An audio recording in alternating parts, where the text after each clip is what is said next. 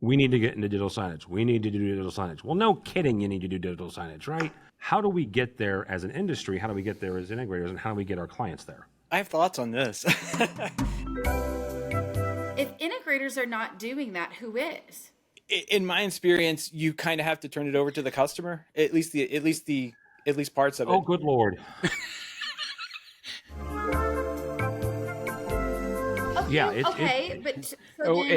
So then if not that kind of content, I think Christie's the host now, by the way. I'm so sorry. No. Willie, you talk. I'm taking over. Oh my goodness. Well, I'm just loving the fact that Tim decided to poke a hornet's nest talking about digital signage. It was a simple story. Good Lord. On this episode of AV Week, Zoom introduces a new software patch that gives you more equitable meetings and where digital signage belongs in the AV industry. All that and more next on AV Week. The network for the AV industry. What are you listening to? This is AV. This is AVNation. This is AVNation. This is AV Week, episode 620, recorded Friday, July 7th, 2023. New levels of thinking. This is AV Week, your weekly wrap-up of audio-visual news and information. My name is Tim Albright. I am your host. With us to discuss the news and information we have gathered this week, first and foremost, Christie Mitchell from Liberty. Welcome, ma'am. Thank you for having me, Tim. Absolutely, ma'am. Absolutely. Also, Willie Franklin.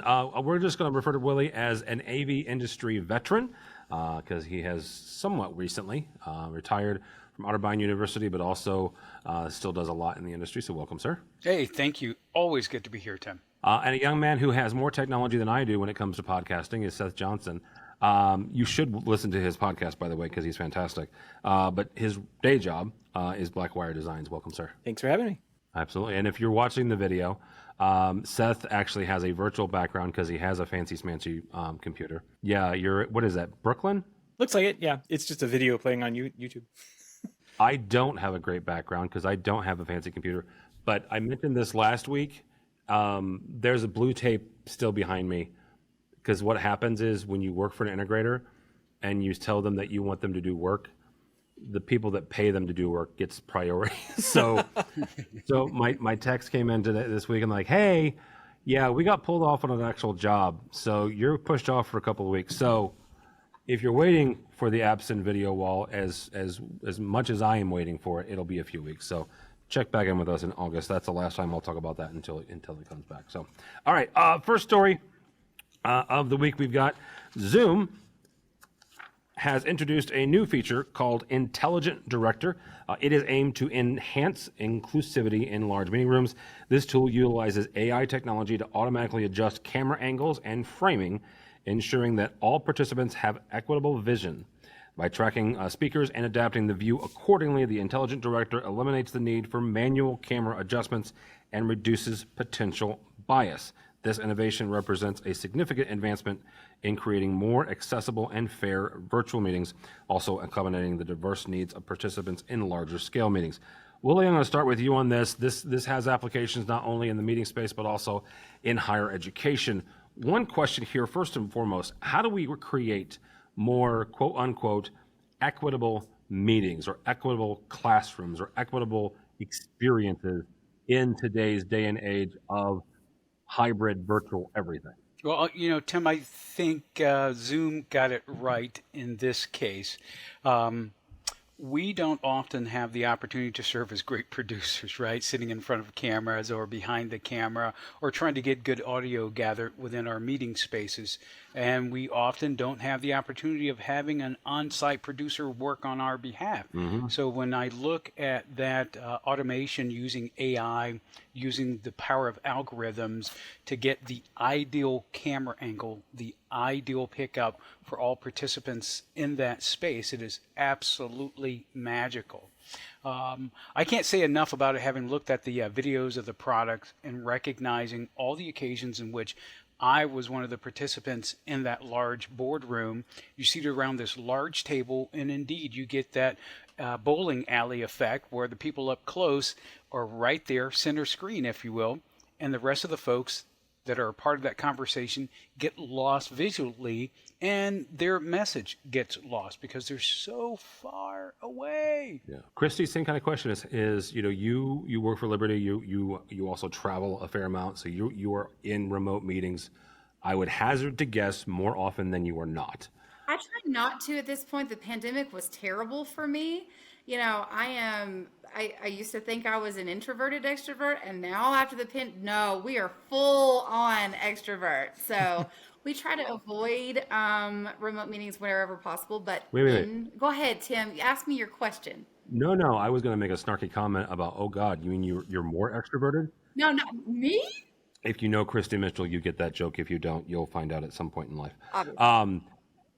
So how do we create this more equitable meeting space for everybody, whether they are in person or remote? So two things. So I have a thing, and then I have a question to the three of you. So I work for Liberty. One of our distributed brands is Ashton Bentley. I would be remiss as a salesperson if I did not mention it.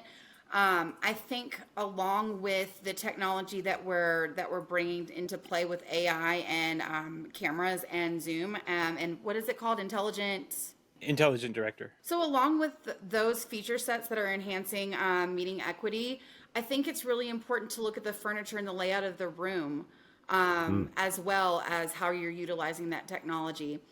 And Ashton Bentley is what we call a room with a skew. So it was two guys from the UK that one was an end user, one was an integrator, and it's kind of one of those stories where it was born on a cocktail napkin. They saw that there was a need for someone to really focus on what we're doing with the entire room, not just the technology in the room. So in thinking about that and discussing that, what are we doing to like look into our furniture needs, the distribution of that equipment within the room? So I think that that's an important addition to the conversation, not just the technology. And then the other question that I had was to tag into what Willie was saying about production, and that we can't always have a producer in the room. So intelligent director really does that with the artificial intelligence, is what I gathered from what you were saying. So my question would be, if that is the case and our technology is advancing to this level, are we removing that job from the marketplace? Are we okay? See, look at Seth. Seth's like, girl, don't go there. Not yet. AI is fine. AI is not going to take your job, except I Christie's didn't even now. mean to do that whole thing, but I did. Willie and Seth, you guys can talk to that. I'm going to give you a 30-second answer. Not yet. Not yet. Okay.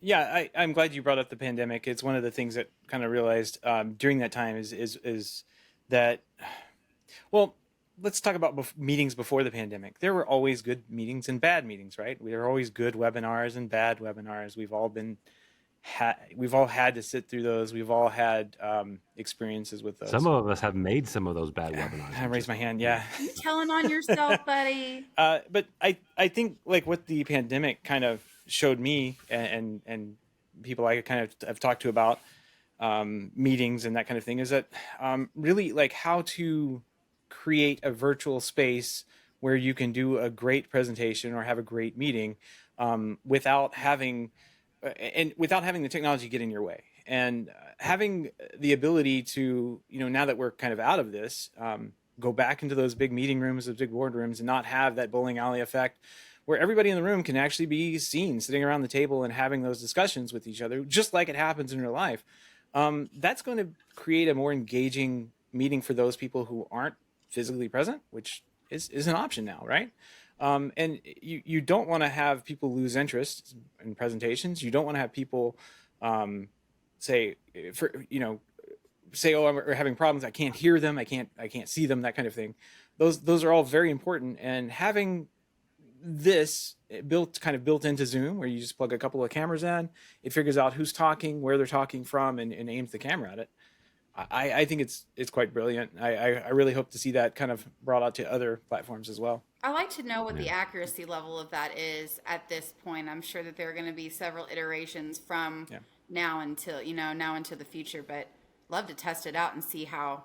So I am not I'm not going to, rain on Zoom's parade here because that's not my job. But this is a version of this has existed for a while. I was on David Danto's Connected podcast during InfoComm, and the conversation with the guests steered into AI, right? And like, oh my gosh, AI is everywhere at InfoComm this year. They've been doing it for a while, right? AI is not new. AI is not new to our industry. AI is not, oh my gosh, suddenly now that we all can have access to ChatGPT in the last 6 months, 9 months, AI is a thing. It's not, right? Danto works for HP Poly. They've had a 4K camera for, I'm going to say 4 years, and Danto can throw things at me if I'm wrong on that. But let's say 4 years. It's a 4K camera that takes a picture of the room and then through AI will break that into several 1080 images based on, where the people are, and they'll zoom in, digitally. So, Christie, to your point, it's going to take somebody's job, yes, but just not yet, because we're not ready for it yet. The technology is not. I didn't mean to be a Debbie Downer. Going back into that, instead of having to have a special 4K camera, I'm sure that it costs quite a bit. Like, you could have a couple of webcams. So it's not just like, Right. yes, you could do this before, but bringing it into like a software solution where it's either $75 a month, or probably you have to do this with Zoom Rooms, so probably a few $100 a month. That's going to make it more accessible to more people. It's going to drive the innovation for those products that are doing what you're talking about. It's going to drive the innovation for those and make them do some really wow things too. So I'm excited about this top to bottom. It would be great to have this as like just a standard feature set in any meeting collaboration software you use. And Zoom is not a sponsor of AVNation, don't misunderstand. So, but holy crap, the things that they have come out with in the last 3 years, it's impressive. So, all right, that's enough on Zoom. And no, I don't own stock in it either, so knock yourself out. Go do what you want. Next story, Sharp NEC Display Solutions has partnered with Appspace, a digital signage and workplace experience solution provider, to offer enhanced communication and collaboration capabilities for businesses. The collaboration combines Sharp NEC's advanced display technology with Appspace's powerful content management system, enabling organizations to create engaging digital signage and streamline internal communications. Christie, I'm going to start with you on this. This immediately went to me to digital signage in general, generically. It is something that this industry, AV, has talked about for 20 years. We need to get into digital signage. We need to do digital signage. Well, no kidding, you need to do digital signage, right? And not to be silly, I mean, again, my day job is I run marketing for CTI, integrator out of St. Louis. We need to do digital signage, right? And we all hang displays. We all run networks. We all put in mounts. It's the content, though, that makes digital signage valuable. It is the content here.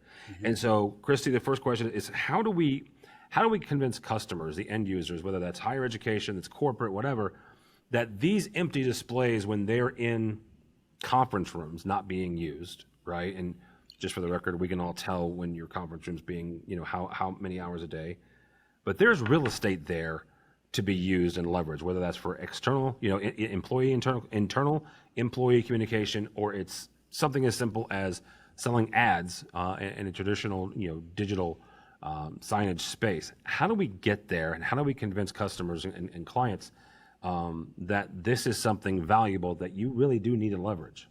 So I wanted to, you said something interesting to me about how we AV should be getting into digital signage. I didn't realize that we weren't. I thought that digital signage rolled up under AV. So pardon my lack of experience in that area, but I didn't realize that we would categorize AV as one and digital signage as another. It makes sense to me.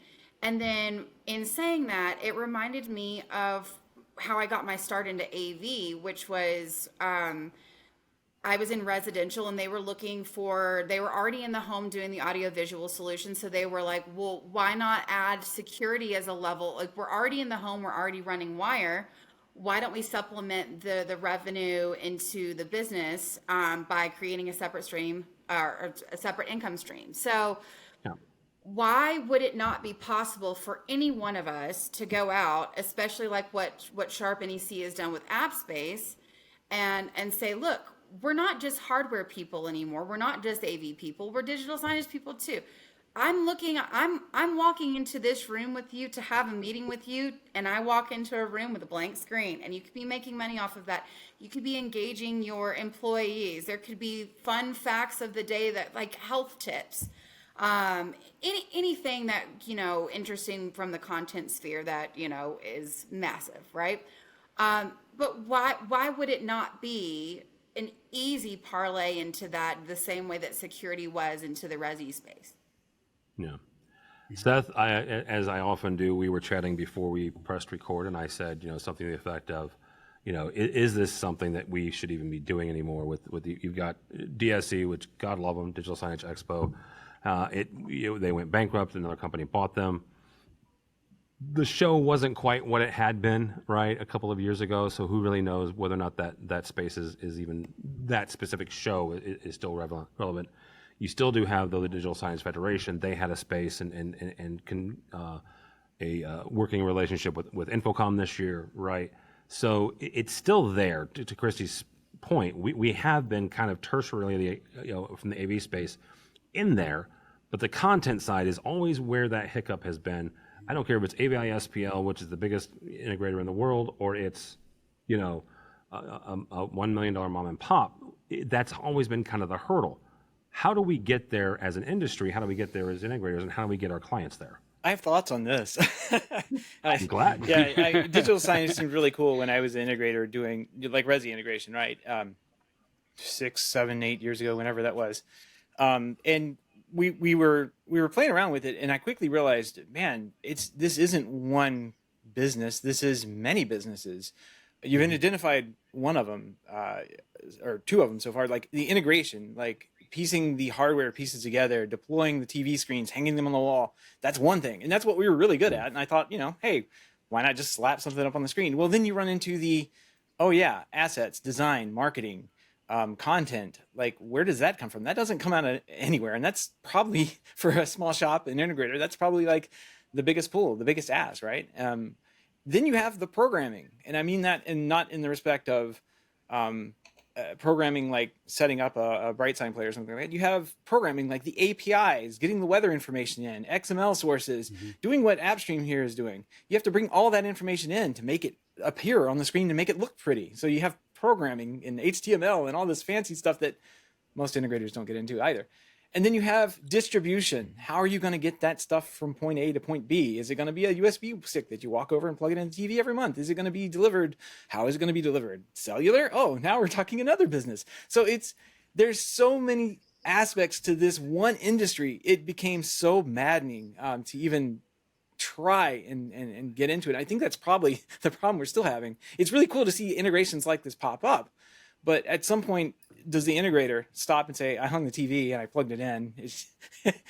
I ran the app. Does it work? There's not much that an integrator is going to be able to do to a normal integrator is going to be able to do to develop a marketing plan and roll out scheduling and all that stuff for their customer. It's just, that can't happen. And some of the content delivery systems are so complex. It's really hard to say, oh yeah, a customer can just pick this up and run with it.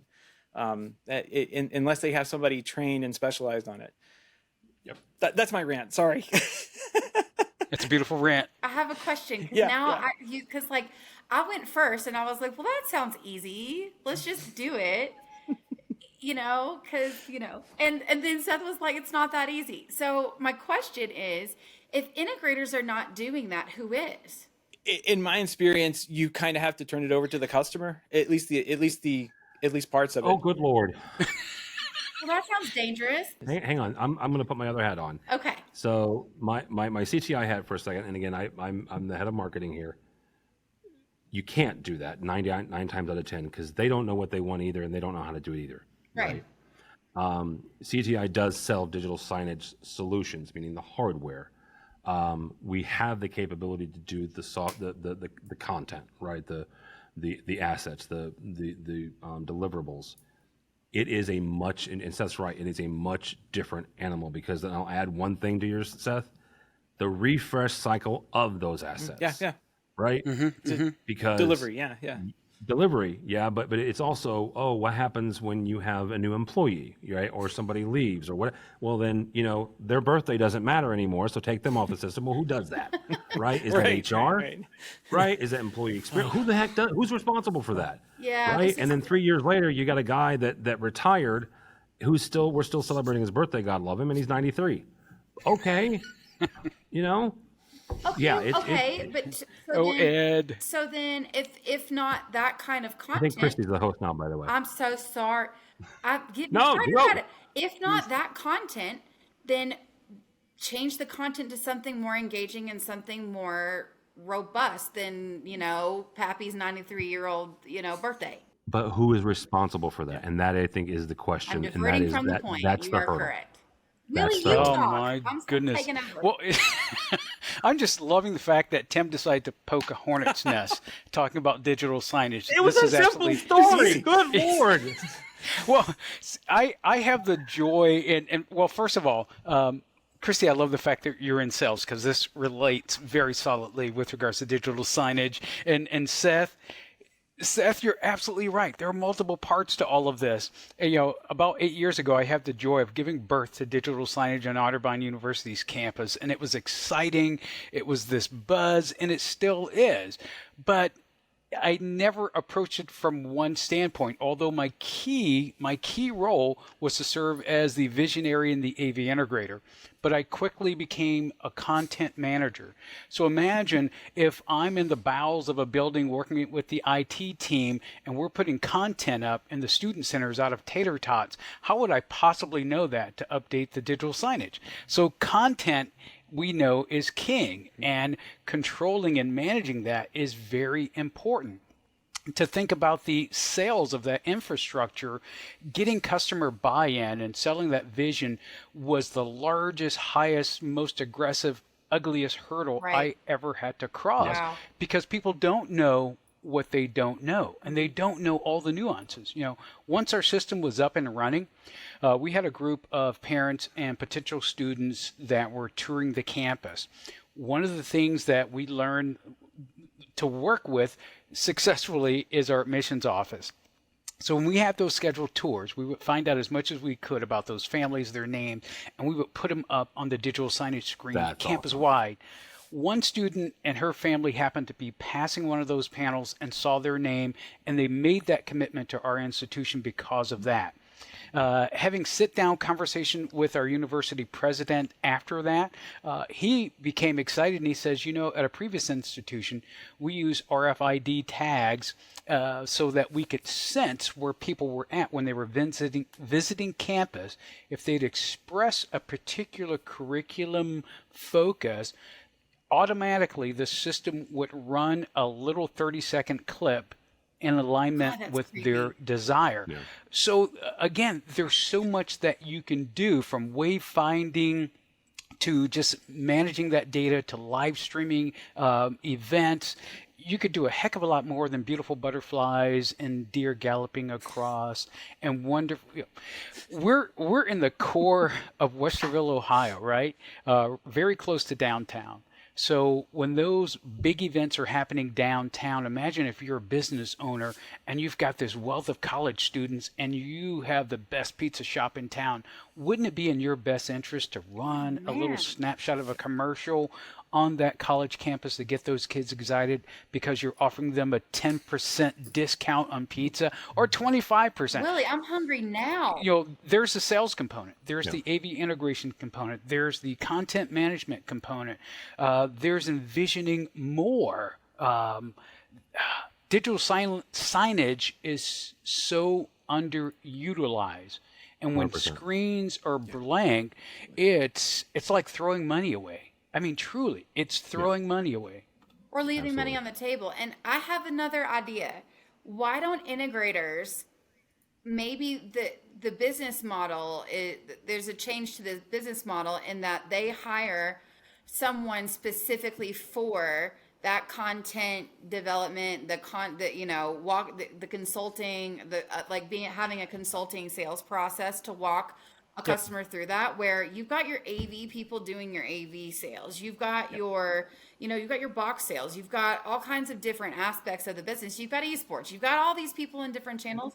Why wouldn't we want to just have a subject matter expert in the form of content deployment, content management, to be able to go out and as an overlay to that sales team and assist in that sales process? See, Christie, you're basically saying we should encourage people to engage in a new level of thinking. Yeah. Well done, Willie. There have been some clever companies out there, and I can think of like a distributor, Almo, had done something like that where you could contact them. Well, they purchased a company a number of years ago to do just that. Yeah, again, it's not like the integrator's going out there in contact with the client who wants to buy 300 TVs, but the rest of that we talked about has to get done, and they may not have the ability to ramp up their company for this one-off sale. So it's nice when you can team up with a partner like that and get stuff done. And that's just like an after sales process kind of thing. I mean, even then, that's an invitation back into that room to re-engage with that customer in a proactive way.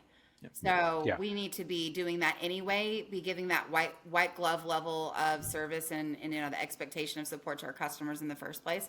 Why not let that be in content management as well?